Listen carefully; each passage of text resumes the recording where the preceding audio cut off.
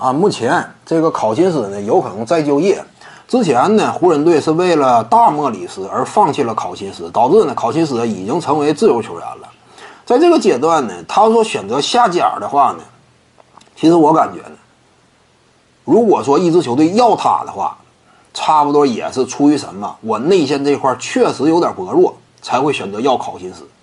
如果说没有这种感觉的话，要考辛斯也意义不大吧。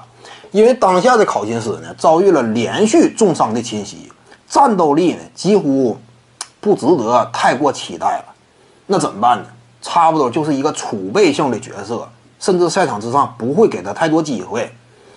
就属于什么啊？一旦说我队内原本就相对薄弱的内线，一旦遭遇一定的伤病侵袭怎么办？我得有人能够顶上来。再或者说呢，我就进一步丰富一下我的内线构成。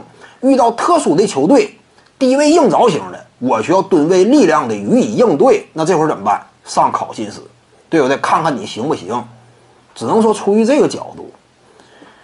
因此呢，我感觉湖人队呢对于考辛斯几乎没有太多的需要吧。目前这个阶段呢，因为他已经签了一个大莫里斯了。这莫里斯他的空间属性怎么讲，也比考辛斯要优秀。快船呢，可以尝试一下。